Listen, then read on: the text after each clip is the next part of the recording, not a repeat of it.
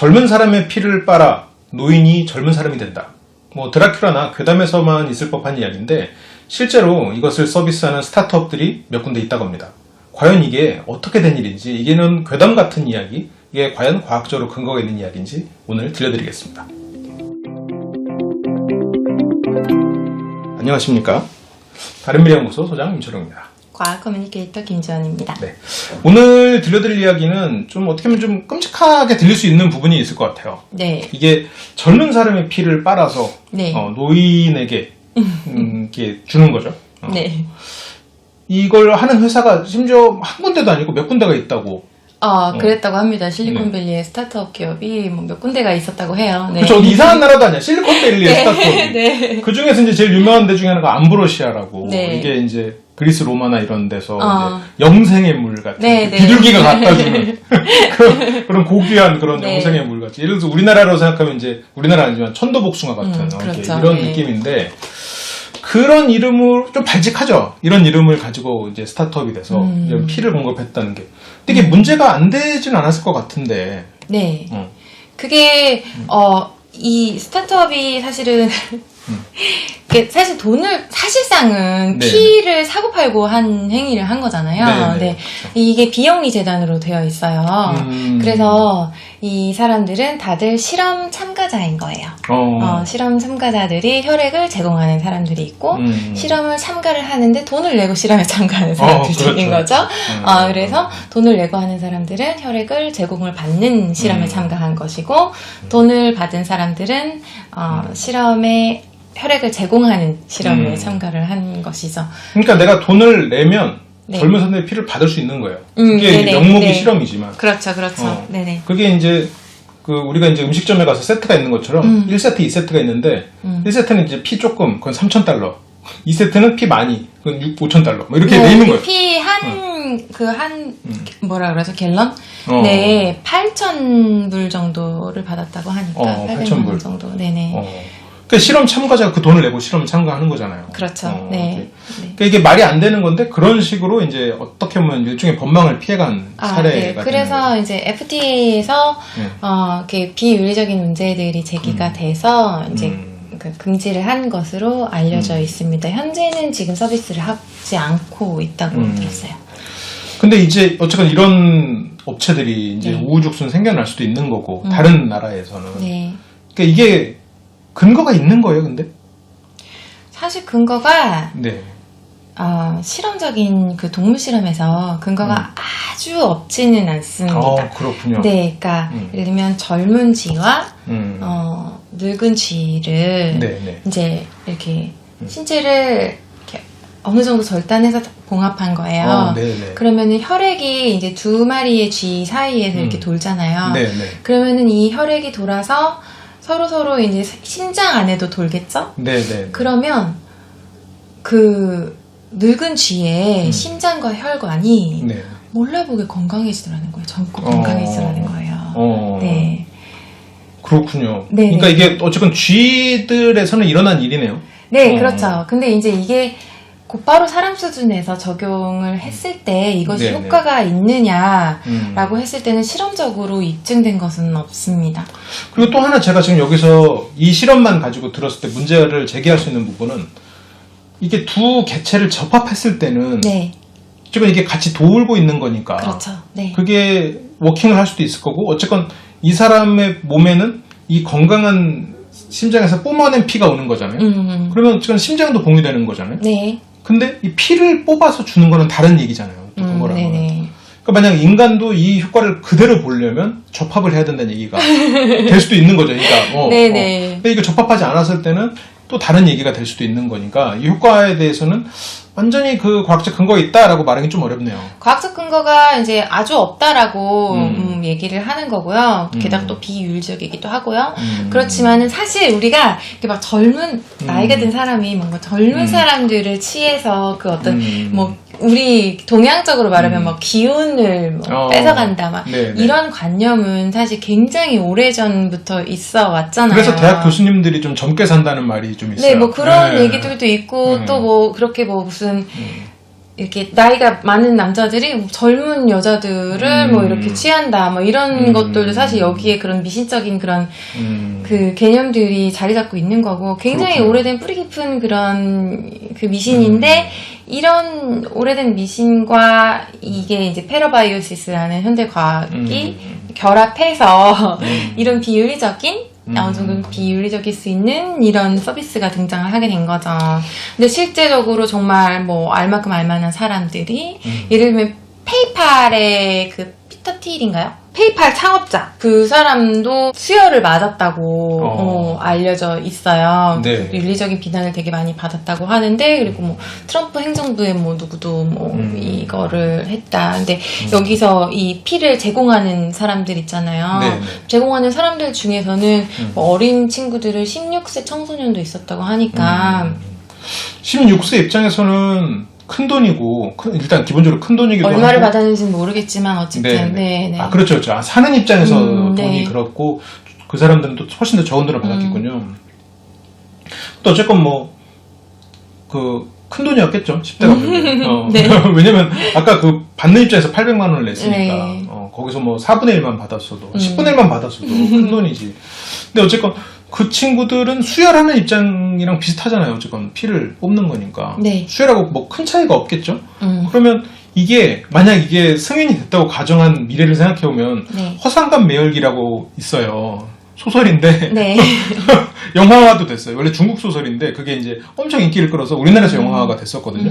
그게 이제 거기서 하정우가 나와요. 소설에서 그 주인공 역할인데 어쨌건 네. 자기 피를 팔러 다녀요. 매혈기잖아요. 매혈기가 매혈기거든요. 허삼반이라는 사람이 네. 피를 팔러 다니는 얘기예요. 네. 돈이 없으니까. 그래서 내 피 좀 사달라고. 근데 그게 이제 사람들이 피를 사는 데가 있는 거죠. 네네. 이제 이게 이제 이루어질 수 있다는 얘기지. 그러니까 여기서 피를 팔고, 딴 회사 가서 또 피 팔고, 이러고 다니는 거죠. 이걸 뭐 고용 창출이라고 해야 될까요? 새로운 뭐 창조 네. 경제인가? 사실 좀 비극적인 일이기는 해요. 그런데 사실 이렇게 자기의 신체를 제공함으로써 뭐 신체 일부를 제공하거나 뭐 그럼으로써 사실은 이렇게 생계를 유지하거나 뭐 이런 사례들이 뭐 이것뿐은 아니겠죠. 뭐 네. 예를 들면 대리모를 한다거나 뭐 얼마나 많아요. 뭐 장기도 팔고 뭐 이런 일들이 지금도 버젓하게 일어나고 있는데 이런 피 같은 거 파는 것들도 사실 뭐 딱히 규제하지 않는다면은 네. 또 규제를 하더라도 암암리에서 계속적으로 사실은 일어날 수 있는 문제인 것 같아요. 네. 그러니까 저는 실은 이 암브라시아 이 기사를 보면서 이게 시작이 아니었겠다는 생각은 들어요. 훨씬 더 오래 전부터 이런 기업은 다른 나라에 존재했었고, 네네. 그리고 이게 나옴으로써 이제 앞으로 훨씬 더 많은 이런 일을 하는 기업들은 생겨나겠구나라는 생각이 들더라고요.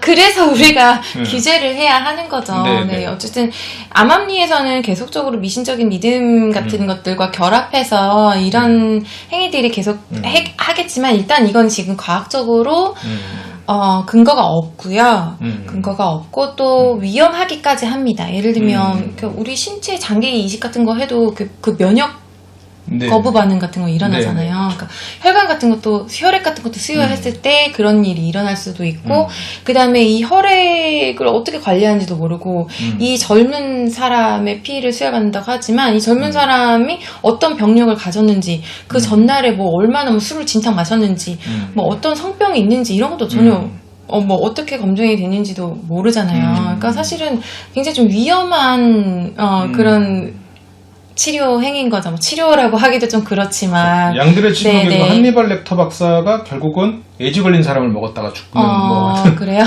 죄송합니다. 네.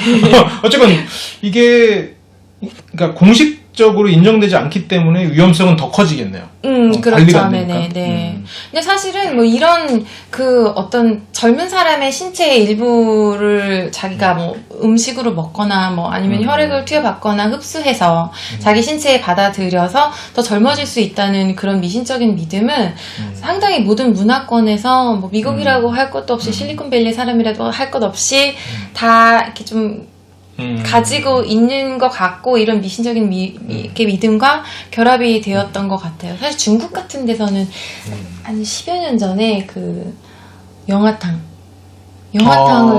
먹는 그런 일들이 있어서 사실 그런 그 행위 예술가가 직접 중국에 가서 그 영화탕을 먹기도 하고 막 그랬거든요. 그게 이제 BBC에 방송이 되면서 사람들이 이제 BBC에 시위도 하고 막 그랬던 일들이 있었는데 그런 것 마찬가지로 다 건강에 좋다는 회춘할 수 있다는 이제 그런 욕망 때문에 되게 그런 끔찍한 욕망과 이야기네요. 진짜. 미신이 이제 결합을 해서 이제 있었던 그런 행위죠. 네. 그러니까 이게 저는 굉장히 미개한 일이잖아요. 네네. 이거를 그러니까 혈액에 무언가를 주입을 해서 젊어진다. 이거는 괜찮은데 네. 다른 사람의 젊음을 내가 빼앗아서 내가 된다. 네. 거기에 대해서 값을 지불하니까 뭐 빼앗는 건 아니지. 사는 거긴 하지만 네. 이걸 사고 팔 수 있다고 생각하는 게 실은 굉장히 미개한 발상이라고 저는 생각하는데 이게 지금 실리콘밸리의 스타트업이 네. FDA 승인까지는 못 받았지만 거의 거기에 근접한 활동을 했다라는 게 네. 저는 굉장히 충격적이었거든요. 근데 사실 그 실리콘밸리라는 것 자체가 워낙에 이 뭐라 그럴까 그 명이 짧다거나 하나요? 그러니까 계속적으로 창의적인 그런 능력들을 요구하고 또 그러니까 금방 세대 교체가 되다 네. 보니까 그런 젊음에 대한 그런 강박관념이 굉장히 심한 곳인 것 같아요. 사실은 그런 것들이 좀 한몫하지 않았을까. 실리콘밸리라는 곳에서 이런 일이 일어났다는 건 사실 굉장히 좀 의외였어요. 네. 그러니까 한편으로 생각해보면 이게 이미 그런 부유층들 사이에서는 이런 건 너무 계급적인 얘기긴 하지만 이미 공공연한 난 사실이고 얘네가 그냥 수면 위로 끌어올려서 사업화를 한 건 아닌가? 저는 이런 생각이 들더라고요. 그러니까 이게 과거부터 있었다는 생각이 드는 게 네. 그러면 얘네가 지금 이렇게 승인을 못 받음으로써 이건 다시 또 수면 아래로 내려가고 그런 일은 계속해서 일어나고 있는 건 아닐까? 이런 생각이 들었어요. 그러면서 이게 물론 그걸 뭐 우리 개인의 힘으로 막을 수는 없겠지만 근데 저는 결국 그걸 극복하는 건 과학이 돼야 되는 게 아닌가 생각도 좀 들어요. 한편으로는.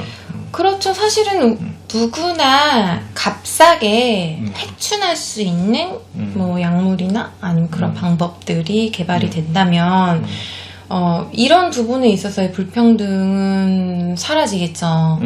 누구나 뭐 예를 들면 타이레놀 하나 먹듯이 그렇게 회춘할 수 있다면 아니면은 뭔가 우리가 노화라는 것들을 질병으로 바라보고 그것들을 보험을 적용해서 누구나 다 되살릴 수 있도록 사회 보장을 해준다면 이런 의료 행위들도 많이 줄어들 것이고 그리고 어떤 건강상에 있어서의 불평등도 많이 해소가 될 것 같아요.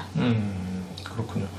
어떻게 보면 그것보다 더 이전에 이 회춘이 과학적으로 가능만 하다고 하면 굉장히 값이 비싸다고 하더라도 네.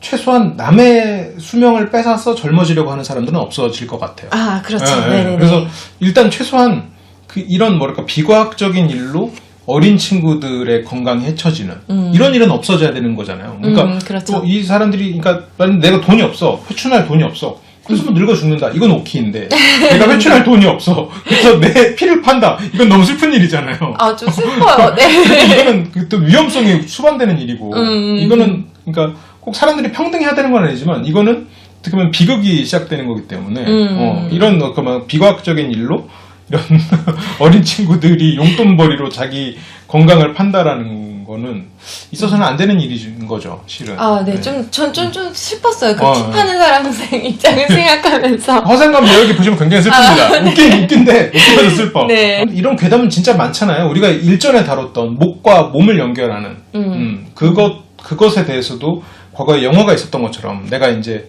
늙은 기업가인데 젊은 사람의 육체를 이제 받는, 네. 그걸 갖고 내기를 하는 이제 그런 어떻게 보면 괴담을 영화화 시킨 거잖아요. 그것도 한편으로는. 그러니까 이런 것에 대한 욕망들을 결국 이게 노화가 과학의 영역으로 들어오면 분명한 한계점도 딱 나올 거고 그리고 한계점이 나오면 그 한계까지 가는 여러 가지 방법들이 나올 테니까 네. 저는 한편으로는 빨리 이게 과학의 영역으로 지금 어쨌든 편입이 됐지만 네. 그쪽이 좀 빨리 활성화가 되면 좋겠어요. 그러니까 차라리 노화가 빨리 정복돼 버리면 네. 그때부터는 불평등이 생기든 어쨌든 이런 비극은 안 생기는 거니까. 물론 이건 제 모르죠, 생각이죠. 사실. 모르죠. 모르죠. 또 어떤 방식의 그렇지. 무언가가 생길지. 네. 그렇죠. 네. 이게 한편으로는 또 플라시보잖아요. 이게 내가 젊은이의 피를 이렇게 또 했어 이러면서 또 기분이 좋아지고 또 이렇게 또 맞아요. 다른 또 부자가 와서 자랑하면 그래 난 더 젊은 애였고 이렇게 일종의 말도 안 되는 문화가 퍼져나가는 거는 솔직히 과학의 힘으로 막을 수 없는 건 사실이죠. 또 그런 건 이제 사회적으로 막아야죠. 네. 그렇죠. 이게 다 여러분들이 잘 하셔야 됩니다. 그래서. 네, 그러니까 이런 게 정말 사람의 일인 거죠. 네, 그러니까 사람이 할 일이 정말 많아요. 인공지능이 그렇군요. 나와도. 네. 그렇군요. 그래서 우리는 그냥 질문을 던져드린다. 네, 그렇습니다. 오늘 그래서 이런 어떻게 보면 좀 충격적인 이야기지만 여러분들이 좀 생각할 거리가 있는 부분을 좀 들려드린 것 같아서 좀 어떻게 보면 좀 보람이 되네요. 그래서 회춘의 시리즈는 저희가 이제 첫 번째 이 노화는 어디까지 지금 좀 노화를 확인하는 법에 대해 얘기했고, 두 번째는 노화가 어디까지 정복됐나, 그리고 미래는 어떻게 될까 얘기를 좀 같이 드렸고, 오늘은 거기에 대한 번외편 같이 암브로시아, 이 피를 파는 걸로 회춘하려는 사람들이 얘기를 했는데, 좀 이번에 이런 시리즈가 여러분들이 미래를 준비하시는데 좀 하나의 좀 시각을 열어드렸길 바래요. 저도 좀 공부가 많이 됐고 그랬습니다. 어때요? 이번 시리즈 하시면서 좀 뭔가 생각이 바뀌거나 이런 부분들이 좀 있나요? 사실 이제 우리가 노화라고 하면은 저는 이제 피부과에서 링클케어나 보통 이제 그런 정도를 생각을 했었는데 인류의 역사를 이렇게 볼 때 노화라는 게 굉장히 획기적인 사건이구나. 그러니까 노화를 정복하는 게 예전에는 그러니까 노화라는 것 자체가 없었죠. 노화되기 전에 다 죽었으니까. 네. 그러니까 우리가 노화 이후의 삶을 살게 된 것은 정말 획기적인 사건이구나. 정말 오래되지 않았구나. 그에 비해서 사회적인 제도 같은 것들은 거기에 따라가지 못하고 있구나. 그러니까 이런 이 격차 같은 것들을 굉장히 많이 느꼈고 이게 굉장히 큰 사건이고 인류사적으로 큰 사건이고 우리가 준비해야 될 게 정말 생각보다 굉장히 많구나.